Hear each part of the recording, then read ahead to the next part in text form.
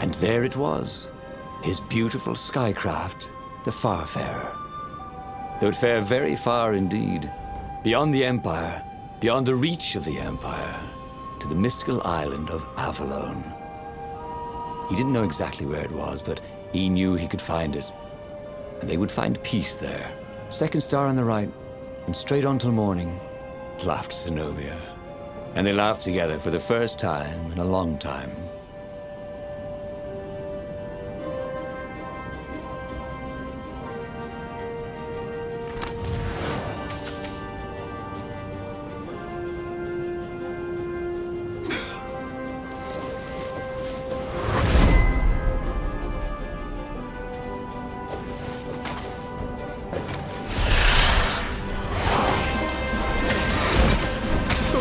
It's a birdsicle!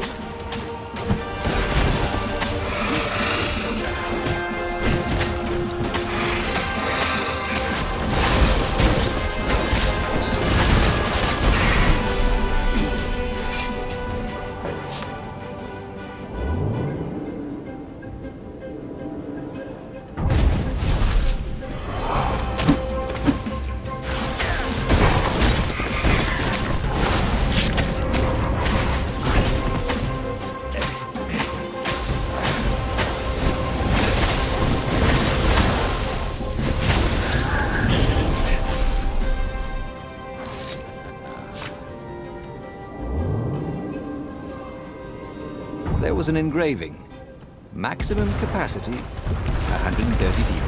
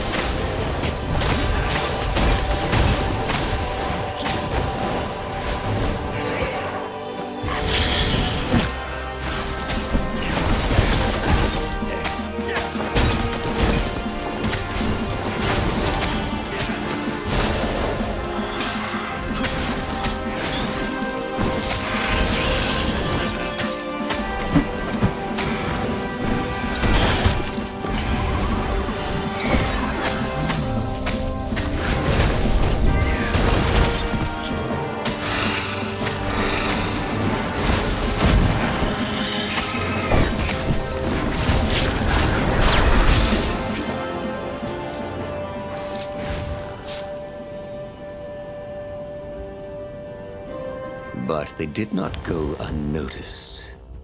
Scout ships lifted off, and the long lance of the Imperial flagship. Bernardo turned downwind to gain speed. The Raven ships could pursue, but they couldn't close. The Far Speaker croaked, "You return her and live!" "Go sacrifice yourself," yelled Bernardo. "Then you won't have her either." On the flagship, the Emperor was readying some arcane weapon. It couldn't be. It was the core. A devastating beam lanced out of the flagship. Bernardo zigzagged wildly to keep the Farfarer out of it. Now the Raven scout ships were closing the distance, and the beam was getting closer too. Then came a blinding flash, and the air was searingly hot all around him. There was a thunderous, deafening roar. He could smell burnt oak and burnt feathers and burnt flesh. But when he could hear and see again, they were alive and unhurt. And they were alone in the sky. Zenobia embraced him. They had done it. Through luck and through love, they had won the war. "Avalon, here we come," he said as he held her arms wide in the prow of the boat and let her feel its speed. Maybe the real Avalon is wherever we're together, she said. And so, after a bit of an argument, Reynardo and Zenobia went to one of the two Avalons. The one shrouded in mists, or the one in their hearts. But which one they went to, I'll never tell. He'd done it. He'd forged his own destiny. Well, he hadn't actually done it. But he knew what he would do. Reynardo smiled at the book. He practically wanted to kiss it. The kid's sacrifice hadn't been in vain. He'd saved the book and saved the world. Reynardo owed him and his mother so much. Reynardo lowered the mainsail and let the Farfarer shoot forward in the breeze.